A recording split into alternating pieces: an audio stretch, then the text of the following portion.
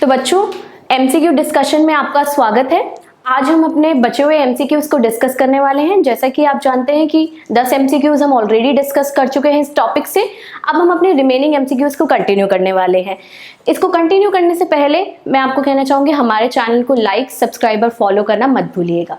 तो चलिए आज का टॉपिक है, पहले हम मल्टीप्लायर से ज़्यादा क्वेश्चंस करने वाले हैं क्योंकि इसके क्वेश्चंस आने के चांसेस भी बहुत ज़्यादा हायर है। तो ये क्वेश्चन क्या है, the value of the multiplier is option number A 1 upon MPS, option number B 1 by MPC, 1 upon APC, option number D 1 upon MPC plus MPS। ठीक है बच्चों, जैसा कि आप जानते हैं हम अपने क्वेश्चंस कर चुके हैं इस तरीके के कि मल्टीप्लायर की वैल्यू क्या होती है, मल्टीप्लायर क्या होता है और उसका फॉर्मूला क्या होता है, जो कि हम डिराइव कर चुके हैं। It is nothing but 1 upon में 1 माइनस MPC। और आप जानते हैं कि 1 माइनस MPC क्या होता है, इट इज नथिंग बट बच्चों MPS। तो फॉर्मूला क्या हुआ बच्चों, K is equals to 1 upon में MPS।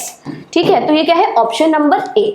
ठीक है, MPC देखो अगर हम D को कैलकुलेट करें नथिंग बट ये तो कैलकुलेट हो जाएगा, ये 1 अपॉन 1 बच जाएगा, 1 ही बचेगा।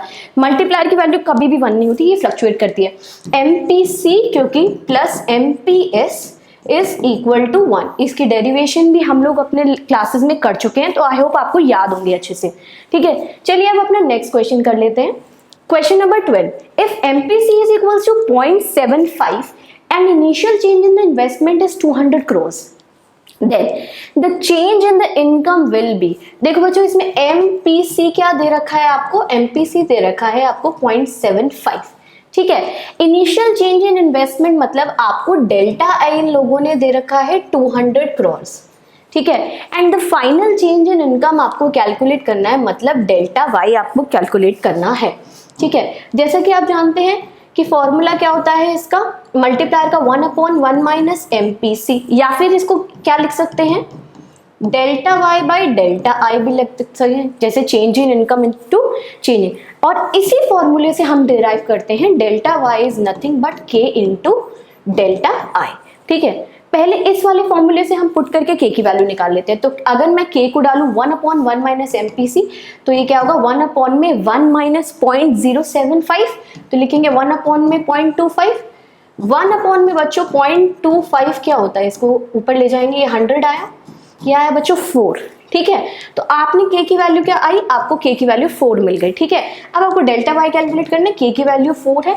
जैसे कि आप जानते हैं इनिशियल इन्वेस्टमेंट्स क्या है, nothing but it is equal to 200 crores, तो इसको 200 को आप डाल दीजिए, ये क्या हुआ 800। ठीक है, तो इसकी वैल्यू क्या आ गई 800 crores। तो बच्चों देखिए कैलकुलेशन में मिस्टेक्स मत करिए, क्योंकि ऐसे क्वेश्चन देखो बिल्कुल सिंपल है। जैसे कि मैं बार बार आपको बोलती हूँ कि moderate, easy to moderate level के ही क्वेश्चंस आएंगे। डिफिकल्ट क्वेश्चंस ना हार्डली एक आधा आ सकता है। वो आता हो तो वेल डन, और अगर नहीं आता हो तो आप बाकी क्वेश्चन अटेम्प्ट करके स्कोर कर सकते हैं। ठीक है, तो आई होप ये क्वेश्चन आपको अच्छे से क्लियर होगा और हमने आंसर्स को कैलकुलेट कर लिया है।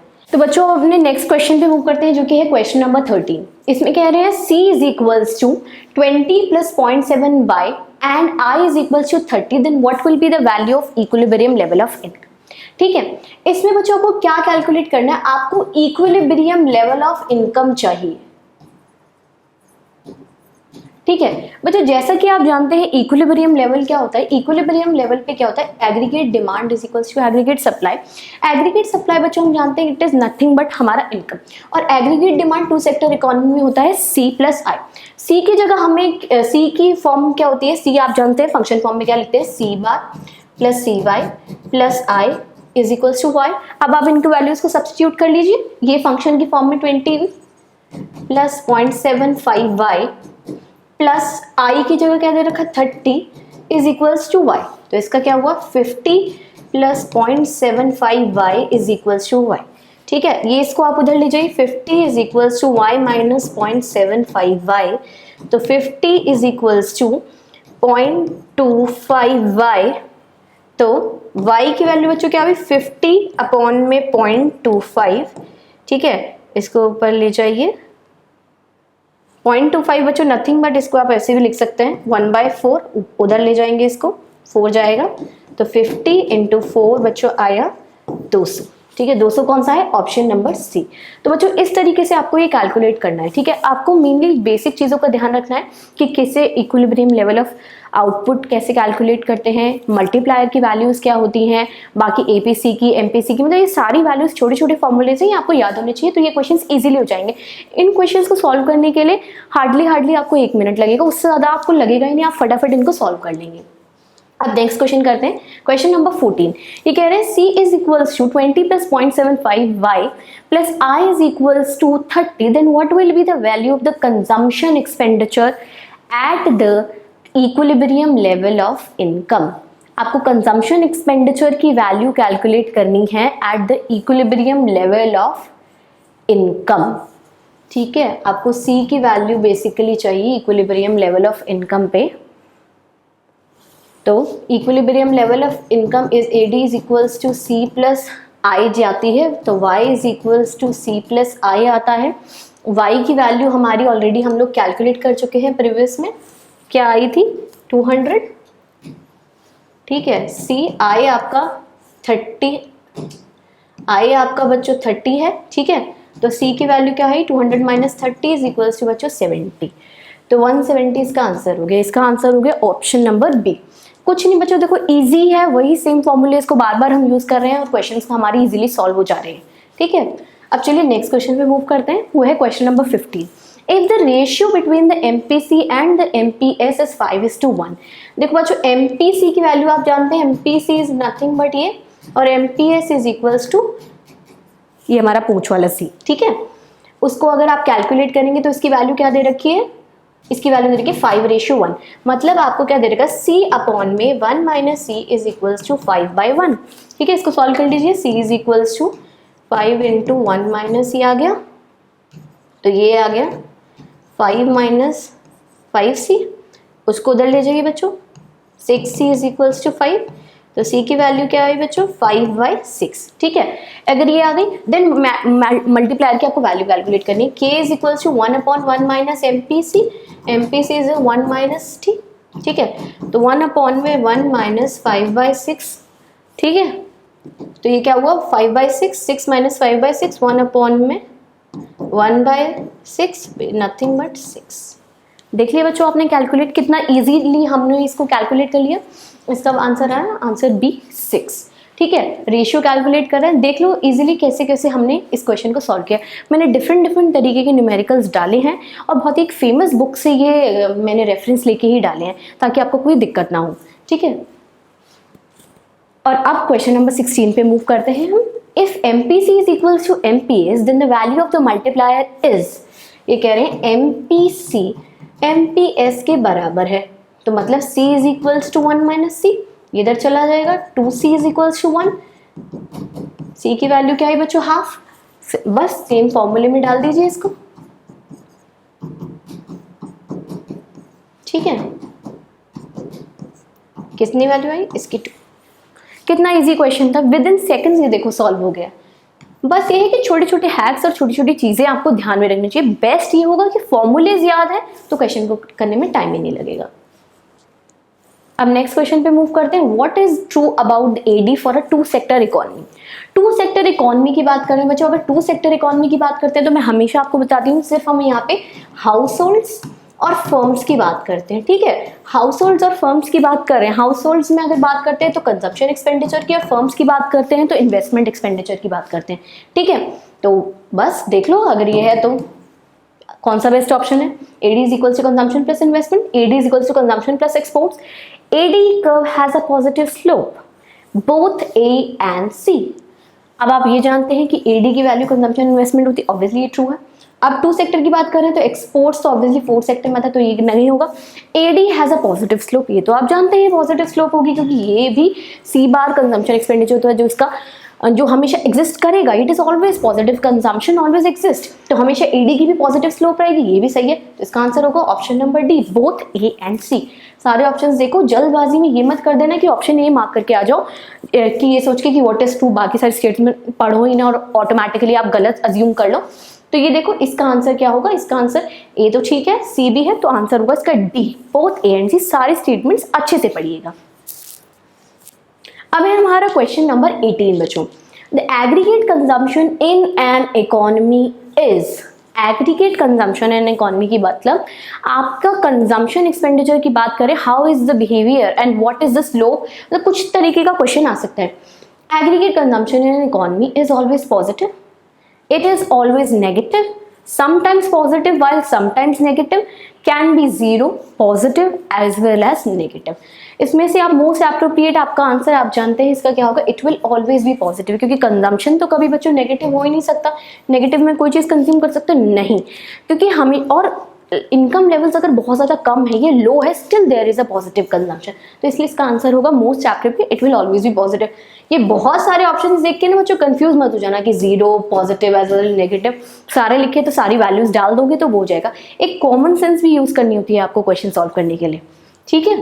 अब नेक्स्ट क्वेश्चन पे मूव कर दे। As the national income increases, APC, what happens to APC dash while APS dash, ठीक है। फिर से देखो एपीसी एपीएस, आप क्या देख रहे हो, ये क्वेश्चन ज्यादातर जो इस चैप्टर में आ रहे हैं determination of income and employment में, ज्यादातर एपीसी, एमपीसी, एपीएस, एमपीएस इन्हीं चीज़ों से रिलेटेड है। तो मैं आपको यही सजेस्ट करूंगी, तो आप इनकी वैल्यूज को लर्न कर लीजिए, मेमोराइज कर लीजिए, टाइम वेस्ट नहीं होगा उससे, ठीक है। अभी कह रहे हैं एज इनकम इंक्रीजेस, अगर इनकम बढ़ रही है तो what will happen to the average propensity to consume, APC का क्या होगा और एपीएस का क्या होगा। देखो बच्चों, अगर इनकम बढ़ती है, देखो एक कंजम्पशन का तो एक पर्टिकुलर लेवल ही होता है कि अगर आप देखो सबको क्या चाहिए, 2 रोटी चाहिए खाने के लिए, ठीक है। अगर आप 1 लाख रुपए कमा रहे तब भी आपकी डाइट वही है, अगर आप 10 लाख रुपए कमा रहे तब भी आपकी डाइट वही है।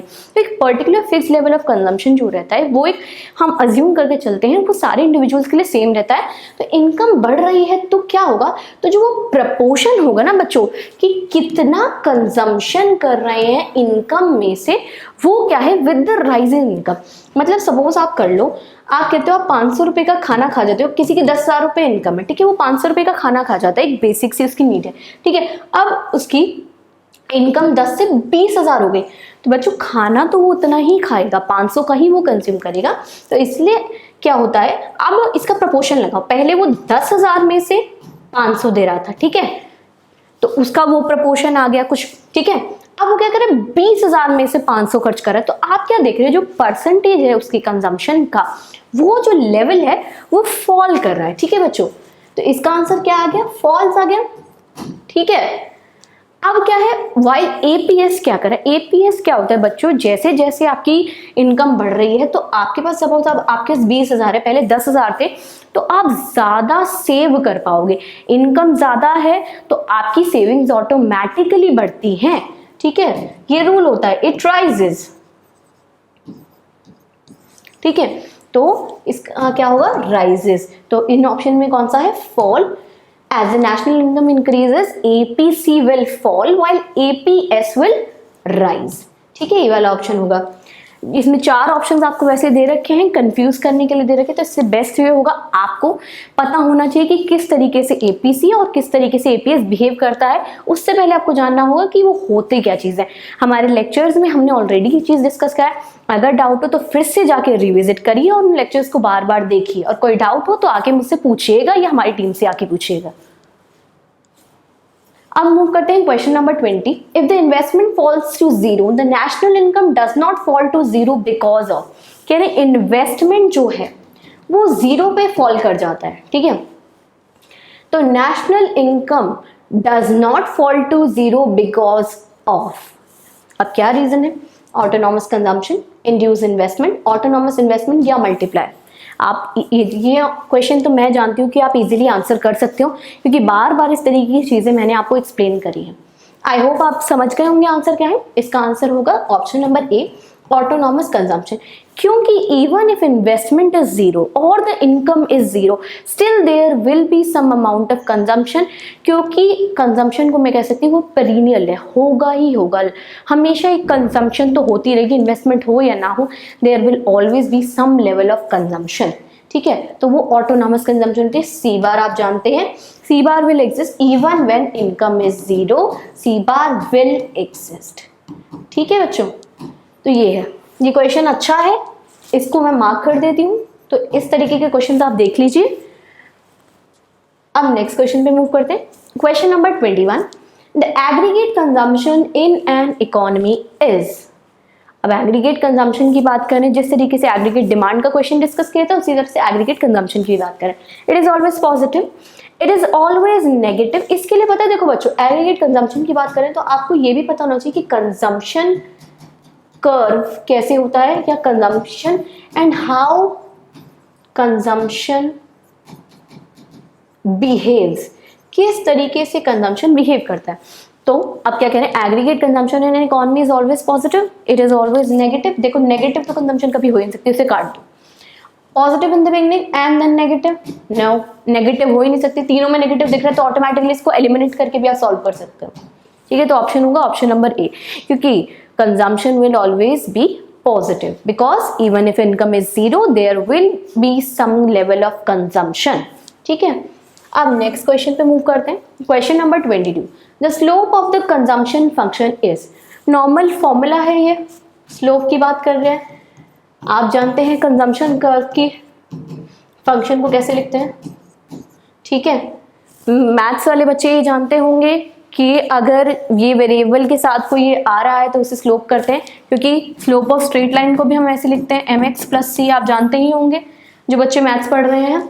ठीक है, जिसमें से x जो होता है, जो वेरिएबल इसके साथ आ रहा है, उसको हम यूजुअली स्लोप कहते हैं। ठीक है, तो उसी तरीके से वेरिएबल के साथ जो आ रहा है ये c है, तो ये c क्या हुआ, ये हो गया स्लोप। ठीक है, ये c क्या, nothing but it is MPC। आप जानते हैं MPC क्या होता है, change in consumption to change in income. तो इसमें ऑप्शन आप देख लीजिए क्या क्या है, कंजम्पशन अपॉन इनकम, ये क्या है, it is APC not MPC। Change in consumption to change in income is MPC, तो इसका आंसर होगा बी।